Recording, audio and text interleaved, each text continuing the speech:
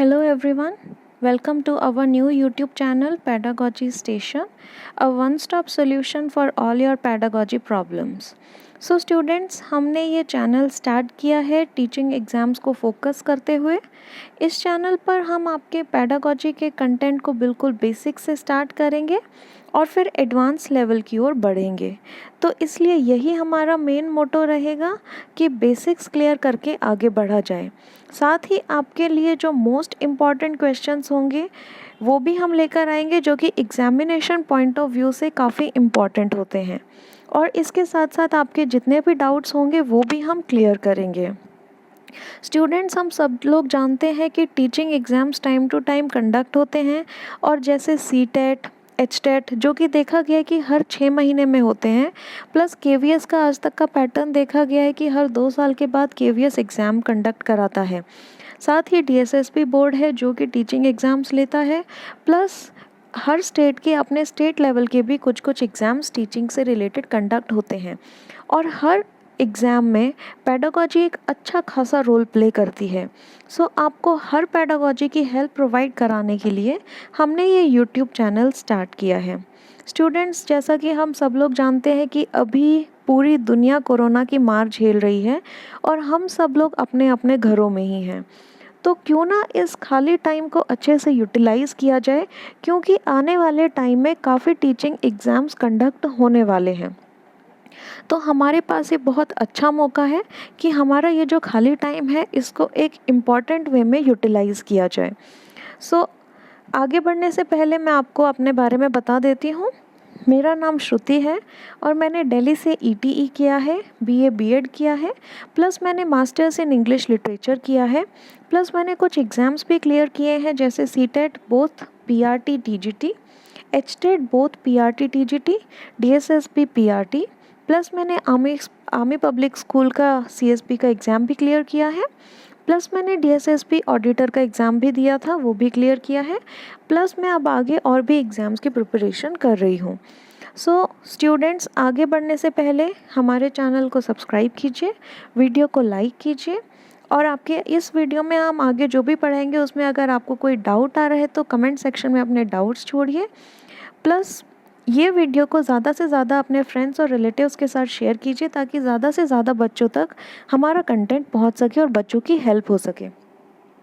सो बिना time waste करते हुए हम आज की ये वीडियो स्टार्ट करते हैं और अपनी बेसिक पेडागोजी का फर्स्ट चैप्टर देखते हैं। हमारा जो फर्स्ट चैप्टर रहेगा वो रहेगा साइकोलॉजी, जो कि एक बहुत बेसिक टॉपिक है हमारे पेडागोजी को स्टार्ट करने का, क्योंकि हमारी जो पेडागोजी है वो साइकोलॉजी से ही स्टार्ट होती है। जैसा कि हम देख सकते हैं फर्स्ट पॉइंट में कहा गया है कि the word psychology is made up of 2 words, psyche that is related to mind and logos that is rational discourse of a study। Students, जैसे ही हम साइकोलॉजी वर्ड सुनते हैं हमारे माइंड में आता है कि हमारे दिमाग से रिलेटेड। बिल्कुल सही, दिमाग में हमारे जो भी थॉट आते हैं वो बिल्कुल सही है, क्योंकि साइकोलॉजी एक्चुअली होता ही यही है, जो कि हमारे माइंड को या किसी दूसरे आदमी के माइंड को पढ़ना ही साइकोलॉजी है। तो जैसा कि कहा गया है, साइकी रिलेटेड टू माइंड और logos rational discourse of a study. Rational मतलब होता है जो कि कारणों पर बेस्ड हो, जो कि रीजंस पर बेस्ड हो, प्लस डिस्कोर्स होता है कि एक स्टेप बाय स्टेप प्रोसीजर। तो हम कह सकते हैं कि साइकोलॉजी क्या है? साइकोलॉजी है एक स्टेप बाय स्टेप प्रोसीजर जो कि रीजंस पे बेस्ड है, जिससे कि हम लिविंग क्रिएचर के माइंड को पढ़ सकते हैं। यही हमारी साइकोलॉजी है। तो ये एग्जामिनेशन पॉइंट ऑफ व्यू से क्यों इम्पॉर्टेंट है? क्योंकि एग्ज़ाम में क्वेश्चन बन सकता है कि साइकोलॉजी 2 वर्ड से मिलके बना है, तो वो 2 वर्ड्स कौन से हैं? तो वो 2 वर्ड्स हैं स्टूडेंट, साइकी एंड लोगोस। आगे बढ़ते हैं स्टूडेंट्स। अब जो हम साइकोलॉजी पढ़ते हैं वो सीधा एकदम से साइकोलॉजी कोई वर्ड नहीं उठ के आ गया है, उसका भी धीरे धीरे टाइम टू टाइम एवोल्यूशन हुआ है, उसकी डेफिनेशन का एवोल्यूशन हुआ है। तो स्टूडेंट्स, ऐसे ही हमारी जो साइकोलॉजी है वो 4 स्टेजेस में एवोल्यूशन हुआ है इसका। तो हम फर्स्ट स्टेज के बारे में देख लेते हैं। जो फर्स्ट स्टेज थी हमारी वो लगभग 1800 का जो टाइम पीरियड था उसके आसपास का था, और उस टाइम में इसको साइकोलॉजी को स्टडी ऑफ सोल माना गया था। सोल, जैसे कि हम सब लोग जानते हैं, सोल का मतलब होता है आत्मा। तो आत्मा का अध्ययन कहा गया फर्स्ट स्टेज में साइकोलॉजी को, जो कि 1800 के आसपास का टाइम पीरियड था। तो स्टूडेंट्स उसके बाद और साइकोलॉजिस्ट्स आए, और डिस्कवरीज हुई, और इन्वेंशंस हुई। तो हम धीरे धीरे टाइम के साथ बढ़ते गए और हम पहुँचे सेकेंड स्टेज पे, जब साइकोलॉजी को स्टडी ऑफ माइंड कहा गया। और ये टाइम पीरियड था लगभग 1850 के आसपास का जो टाइम पीरियड था, ये हमारा सेकेंड स्टेज में आता है। तो इसमें साइकोलॉजी को कहा गया स्टडी ऑफ माइंड, यानी कि दिमाग का अध्ययन। दिमाग का अध्ययन कहा गया साइकोलॉजी को इन सेकेंड स्टेज। उसके बाद धीरे धीरे टाइम के साथ और आगे डेवलपमेंट हुई साइकोलॉजी के फील्ड में, नए साइकोलॉजिस्ट आए, नई थियरीज आई। हम पहुँचे थर्ड स्टेज में, जो कि लगभग 1900 के आसपास का टाइम पीरियड था। उस टाइम पीरियड में साइकोलॉजी को स्टडी ऑफ कॉन्शियसनेस कहा गया। स्टूडेंट्स, कॉन्शियस मतलब क्या होता है? जब एक इंसान अपने पूरे होश में होता है, उस टाइम पे उस इंसान को कहा जाता है कि वो अपने फुल कॉन्शियस में है। तो कॉन्शियस का मतलब होता है होश में होना। तो जो हमारी थर्ड स्टेज आई, उसमें साइकोलॉजी को कहा गया स्टडी ऑफ कॉन्शियसनेस, मतलब कि एक इंसान जब पूरे अपने होश में होता है तो उसके दिमाग में क्या चल रहा है, उस चीज़ को पढ़ना। यही थर्ड स्टेज में साइकोलॉजी को माना गया। उसके बाद और डेवलपमेंट हुई, और थियोरीज आई, और न्यू साइकोलॉजिस्ट आए, और हम पहुंच गए फोर्थ स्टेज में, जो कि आज तक भी चली आ रही है।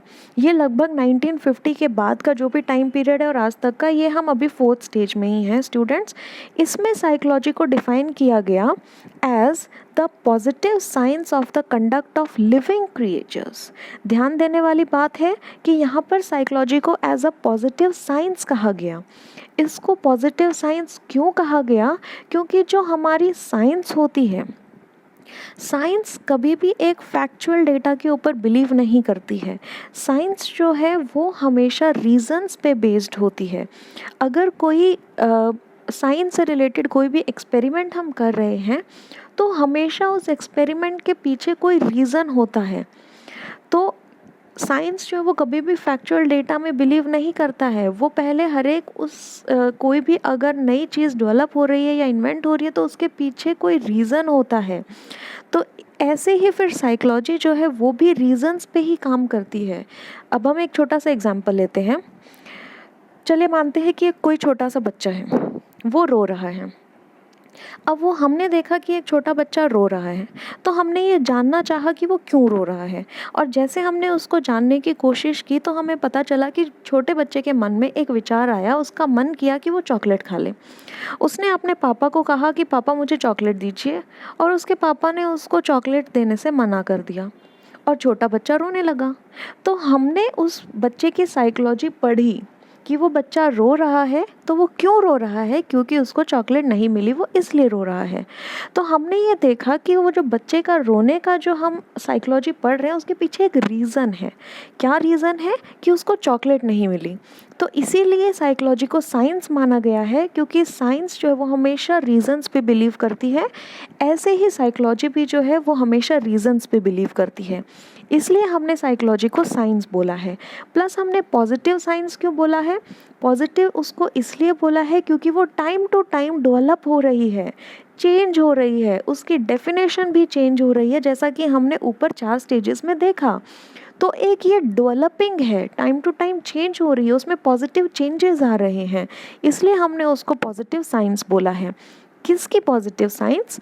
किसी भी लिविंग क्रिएचर के कंडक्ट की। कंडक्ट मतलब होता है किसी भी लिविंग क्रिएचर का बिहेवियर। तो हमने देखा कि फोर्थ स्टेज में आकर के साइकोलॉजी को साइंस माना जाने लगा। किस चीज़ की साइंस? लिविंग क्रिएचर के बिहेवियर को स्टडी करने की साइंस। सो स्टूडेंट्स, हम कह सकते हैं कि psychology is basically the science और साइंटिफिक स्टडी ऑफ बिहेवियर। तो ये जो अब हमने फोर्थ स्टेज में जाना, इससे अब हम ये कंक्लूजन निकाल सकते हैं या कह सकते हैं कि जो साइकोलॉजी है ये बेसिकली क्या है? ये एक साइंस है, या हम कह सकते हैं कि एक साइंटिफिक स्टडी है। किस चीज़ की? बिहेवियर को स्टडी करने की। सो स्टूडेंट्स, आगे बढ़ते हैं। वुडवर्थ की ये जो स्टेटमेंट यहाँ पर दी गई है ये एग्जामिनेशन पॉइंट ऑफ व्यू से बहुत ज़्यादा इम्पॉर्टेंट है, क्योंकि काफ़ी एग्ज़ाम्स में देखा गया है कि क्वेश्चन आता है कि ये वुडवर्थ की लिखी हुई स्टेटमेंट आपको क्वेश्चन में दे दी जाती है और उसके ऊपर बेस्ड क्वेश्चन आता है कि ये दी हुई स्टेटमेंट किस व्यक्ति द्वारा कही गई है। सो स्टूडेंट्स, हम देख लेते हैं कि वुडवर्थ ने क्या कहा था। वुडवर्थ ने कहा था कि first psychology lost its soul, then its mind, then it lost its consciousness, it still has behavior of sort. So students, Woodworth ने कहा कि सबसे पहले साइकोलॉजी ने अपना सोल खोया, उसके बाद अपना दिमाग खोया, उसके बाद अपना होश खोया, लेकिन अभी भी उसमें कहीं ना कहीं बिहेवियर बाकी है। सो स्टूडेंट्स, अगर हम देखें तो इसने वुडवर्थ ने जो हमारी 4 स्टेजेस हैं साइकोलॉजी के एवोल्यूशन की, उन सबको कंपाइल करके ये स्टेटमेंट दी है। सो स्टूडेंट्स, ये बहुत ज़्यादा इम्पॉर्टेंट है एग्जामिनेशन पॉइंट ऑफ व्यू से। आगे बढ़ते हैं। अब हम देखते हैं नेचर ऑफ साइकोलॉजी, कि साइकोलॉजी का नेचर क्या है। सो फर्स्ट पॉइंट देखते हैं, psychology is a developing positive science. जैसा कि हमने अभी पढ़ा है कि साइकोलॉजी को एक पॉजिटिव साइंस माना गया है, तो इसको पॉजिटिव साइंस क्यों माना गया है? क्योंकि ये टाइम टू टाइम डेवलप हो रही है। आगे देखते हैं students, it is considered as science. इसको साइंस क्यों माना गया है?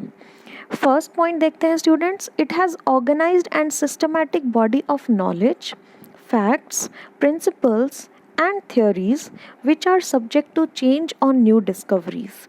इसको साइंस इसलिए माना गया है क्योंकि ये एक ऑर्गेनाइज्ड है, एक सिस्टमैटिक बॉडी है, हर एक चीज़ इसमें सिस्टम से चलती है। किस चीज़ की सिस्टमैटिक बॉडी है? नॉलेज की, ज्ञान की। फैक्ट्स आए हैं टाइम टू टाइम, नए नए फैक्ट्स साइकोलॉजिस्ट्स ने डिस्कवर करे हैं, नए नए प्रिंसिपल साइकोलॉजिस्ट्स ने दिए हैं, नई नई थ्योरीज आई हैं। तो ये जो भी नॉलेज, फैक्ट्स, प्रिंसिपल्स या थ्योरीज है, ये टाइम टू टाइम चेंज भी हो रही है, क्योंकि नई डिस्कवरीज हो रही है, नई इन्वेंशंस हो रही है, तो इनमें टाइम टू टाइम चेंजेस भी आ रहे हैं। तो इसलिए इसका एक ऑर्गेनाइज्ड और सिस्टमैटिक बॉडी है, इसलिए हम इसको साइंस मान रहे हैं। Second, it beliefs in the cause and effect relationship.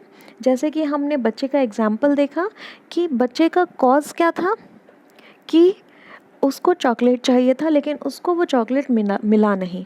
अब उसको वो चॉकलेट नहीं मिला तो उसका इफ़ेक्ट क्या हुआ कि बच्चा रोने लगा। तो हम कह सकते हैं कि साइकोलॉजी जो है वो कॉज एंड इफ़ेक्ट रिलेशन पे काम करती है, जैसे कि साइंस काम करती है, इसलिए साइकोलॉजी को साइंस कंसिडर किया गया। थर्ड देखते हैं, it emphasises the search for truth and studies facts of behaviour. जैसा कि साइंस जो है वो हमेशा सच्चाई की खोज करता है, इसी तरह से साइकोलॉजी भी जो है वो सच्चाई की खोज करता है। और जो बिहेवियर है, किसी भी लिविंग क्रिएचर का जो बिहेवियर है, उसके फैक्ट्स जानने की कोशिश करता है। तो इसलिए साइकोलॉजी को साइंस माना गया है, क्योंकि साइंस भी हमेशा सच्चाई की खोज करता है। फोर्थ पॉइंट देखते हैं, adopts method of systematic inquiry. Systematic होता है कि एक स्टेप बाय स्टेप प्रोसीजर। जैसा कि हमने बच्चे का एग्जाम्पल देखा, तो उसके अगर हम स्टेप बाय स्टेप देखें तो सबसे पहला स्टेप आता है कि बच्चे के मन में एक ख्याल आया कि उसको चॉकलेट खानी है। अगला स्टेप क्या हुआ कि उसने अपने पापा से वो चॉकलेट मांगी। अगला स्टेप क्या हुआ कि उसके पापा ने उसको मना कर दिया। अगला स्टेप क्या हुआ कि बच्चा रोने लग गया। तो हमने देखा कि ये 4 स्टेप्स हुए एक बच्चे के रोने के पीछे। तो हमने देखा कि सिस्टमैटिक वे में हमने जब बच्चे के रोने का कारण जाना, तो वो एक सिस्टमैटिक वे से हमें पता चला। तो इसलिए ही कहा गया है कि ये जो साइकोलॉजी है ये अडॉप्ट करता है एक सिस्टमैटिक इंक्वायरी को एक सिस्टमैटिक वे में करता है ये, जैसे कि साइंस भी स्टेप बाय स्टेप प्रोसीजर में चलता है। तो इसलिए साइकोलॉजी को साइंस कहा गया। Plus fifth point and the last point is, it is dynamic in nature. Dynamic होता है जो टाइम टू टाइम चेंज होता है। जैसा कि हमने देखा कि 4 स्टेजेस में साइकोलॉजी एवोल्यूशन हुआ है साइकोलॉजी का, मतलब टाइम टू टाइम अलग अलग स्टेजेस में साइकोलॉजी जो है वो चेंज हुई है। तो इसीलिए हमने देखा कि साइकोलॉजी जो है वो डायनामिक इन नेचर है, क्योंकि वो टाइम टू टाइम चेंज हो रही है। तो यही सब रीजंस के कारण हम लोग कहते हैं कि जो साइकोलॉजी है वो एक तरह की साइंस है। आगे बढ़ते हैं। अब हमने जो भी अभी तक पढ़ा है नेचर ऑफ साइंस या साइकोलॉजी या जो हमने 4 स्टेजेस देखी हैं या किस किस वर्ड से साइकोलॉजी बना है, उन सबको कंपाइल करके अब हम देखते हैं कि हमारे पास लास्ट में साइकोलॉजी की क्या डेफिनेशन आई है। सो हम कह सकते हैं कि psychology is a developing positive science which enables us to study the behavior of a living organism in relation to its environment।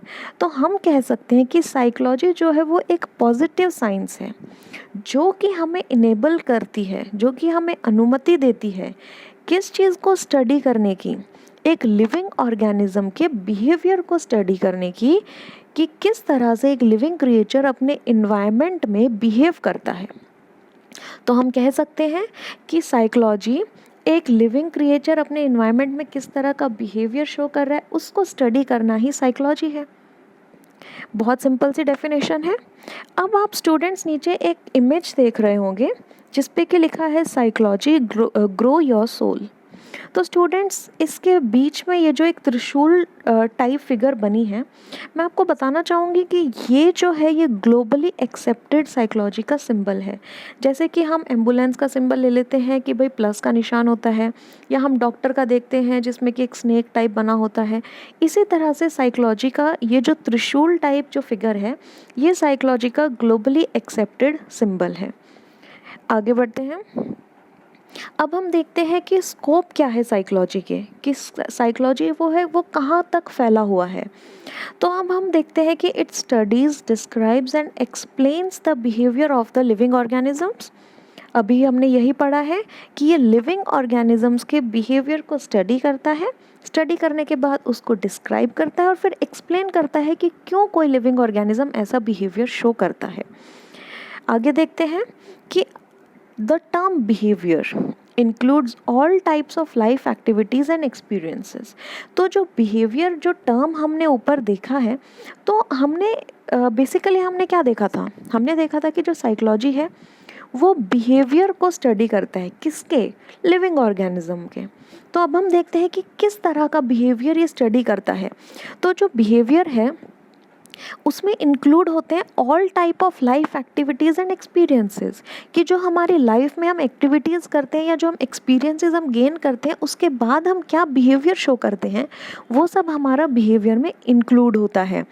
अब कौन से बिहेवियर इंक्लूडेड है, कॉग्निटिव, कॉग्निटिव, फिजिकल, कि हम मेंटली क्या काम कर रहे हैं, फिजिकली क्या काम कर रहे हैं, प्लस हमारे जो इफेक्टिव डोमेन होता है उनके थ्रू हम क्या बिहेवियर शो कर रहे हैं, कॉन्शियस, अनकॉन्शियस एंड सबकॉन्शियस, कि हम अपने पूरे होश में रहते हुए क्या बिहेवियर शो करते हैं, प्लस हम जो आधे अधूरे या सबकॉन्शियस कह सकते हैं हम उस टाइम पे हम क्या बिहेवियर शो कर रहे हैं, या हम टोटली जब अनकॉन्शियस होते हैं, जब हम कह सकते हैं कि हम जब सो रहे होते हैं या जब हम बिल्कुल बेहोश होते हैं तो उस टाइम पे हम क्या बिहेवियर शो करते हैं। तो हम कह सकते हैं कि बिहेवियर में ये सब जो हमारा टाइम पीरियड है, या हम कह सकते हैं ये सब जो हमारा एक तरह से जो अलग अलग सिचुएशंस हैं, जैसे कि कॉग्निटिव, फिजिकल, कॉन्शियस, अनकॉन्शियस या सब कॉन्शियस टाइम पीरियड पे हम जो भी बिहेवियर शो करते हैं, तो हर तरह का बिहेवियर जो है वो साइकोलॉजी में स्टडी किया जाता है। अब हम आगे देखते हैं कि जो अगला टर्म हमारे साइकोलॉजी में इम्पॉर्टेंस रखता है वो है हमारा लिविंग ऑर्गेनिजम्स। तो लिविंग ऑर्गेनिजम्स में सिर्फ हम एक ह्यूमन बीइंग को इंक्लूड नहीं करेंगे, क्योंकि कहीं ना कहीं एनिमल्स भी कोई सर्टेन रीजंस के कारण कोई सर्टेन बिहेवियर शो करते हैं। तो सिर्फ ह्यूमन बीइंग्स को स्टडी करना ही साइकोलॉजी नहीं है, एनिमल्स को भी हम उसमें डालते हैं, प्लस हमारी जो प्लांट लाइफ है उनको भी हम इसमें साइकोलॉजी के अंदर इंक्लूड करते हैं।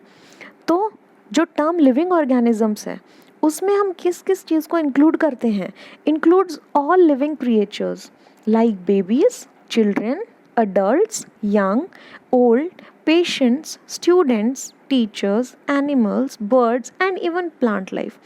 तो हमने देखा स्टूडेंट्स कि लिविंग ऑर्गेनिज्म में दुनिया की हर लिविंग थिंग को हमने इंक्लूड करा है, क्योंकि हर लिविंग थिंग किसी ना किसी टाइप का बिहेवियर शो करती है। अगर हम एग्जांपल लेते हैं कि प्लांट का, अगर हम एग्जांपल लेते हैं, प्लांट को आप 10 दिन तक पानी मत दो, उसके बाद आप 10 दिन के बाद जब आप देखेंगे तो आप पाएंगे कि उसके जो लीव्स हैं वो मुरझा चुकी हैं, या उसकी जो लीव्स हैं वो येलो हो गई हैं। तो वो क्यों हुई हैं, क्योंकि उसको आपने पानी नहीं दिया, तो पानी ना मिलने के कारण जो उसकी लीव्स है वो मुरझा गई हैं या वो पीली पड़ गई हैं। तो कहीं ना कहीं प्लांट ने भी एक बिहेवियर शो किया, क्या शो किया कि वो मुरझा गया है। तो हम कह सकते हैं कि साइकोलॉजी सिर्फ ह्यूमन बींग्स तक रिलेटेड नहीं है, ये दुनिया की हर लिविंग चीज़ को लेकर स्टडी करती है। तो लिविंग ऑर्गेनिज्म में हर दुनिया की लिविंग थिंग को इंक्लूड किया गया है। तो अब हम लास्ट में कह सकते हैं कि the scope of psychology can neither be adjust as narrow nor be confined within boundaries. तो हम कह सकते हैं कि जो साइकोलॉजी का स्कोप है उसको ना हम बहुत कम मान सकते हैं और ना हम बहुत ज़्यादा मान सकते हैं, क्योंकि ये एंडलेस है, इसका कोई एंड नहीं है।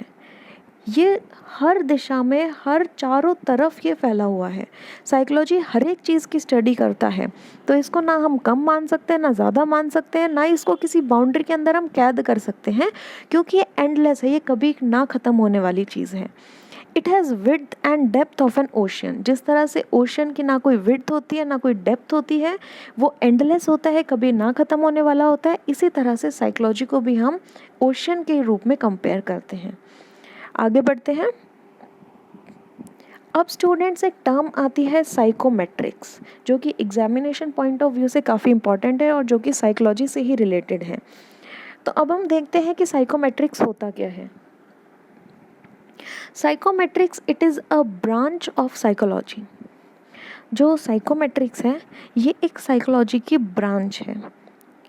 The task of construction and standardisation of various intelligence tests, interest and aptitude tests, attitude scales, inventories and other techniques meant for the assessment of personality traits, behavioral characteristics and adjustment etc. is called psychometrics। तो हम लोगों ने देखा कि psychology होती क्या है कि किसी भी लिविंग क्रिएचर के बिहेवियर को पढ़ना। अब किसी भी लिविंग क्रिएचर के बिहेवियर को पढ़ने के लिए हम कुछ टेस्ट्स को भी कंडक्ट करते हैं कि किसी एक पर्टिकुलर सिचुएशन में कोई लिविंग ऑर्गेनिज्म किस तरह से बिहेव करेगा, ताकि हम उस इंसान के बिहेवियर को जान सकें। तो जो इस तरह के टेस्ट्स हम कंडक्ट कराते हैं, इस तरह के एटीट्यूड स्केल्स हम कंडक्ट कराते हैं, या इस तरह के कोई टेक्निक हम यूज़ करते हैं, उन टेक्निक्स को डेवलप करना साइकोमेट्रिक्स होता है। जो हम नए टेस्ट्स डेवलप करते हैं जिससे कि हम लिविंग क्रिएचर के बिहेवियर को पढ़ सकें, हम टेस्ट्स डेवलप करते हैं, इंटरेस्ट या एटीट्यूड या एप्टीट्यूड टेस्ट्स डेवलप करते हैं, हम नई इन्वेंटरीज डेवलप करते हैं। तो अलग अलग तरह के जो टेस्ट्स हैं या स्केल्स हैं उनको डेवलप करना ही हमारा साइकोमेट्रिक्स है। लेकिन यहाँ पर ध्यान देने वाली बात यह है कि ये जो स्केल्स हैं या ये जो टेक्निक्स हैं ये सिर्फ हमारी साइकोलॉजी को पढ़ने के लिए या किसी लिविंग क्रिएचर के बिहेवियर को पढ़ने के लिए ही बनाए जाते हैं, इसलिए इनको साइकोमेट्रिक्स कहा गया है। क्योंकि साइको मीन्स माइंड से रिलेटेड जो भी टेस्ट्स होते हैं उनको कंडक्ट कराने के लिए जो टेस्ट बनाए जाते हैं, तो उस बनाने के टास्क को, उन टेस्ट्स को बनाने के टास्क को ही साइकोमेट्रिक्स कहा गया है।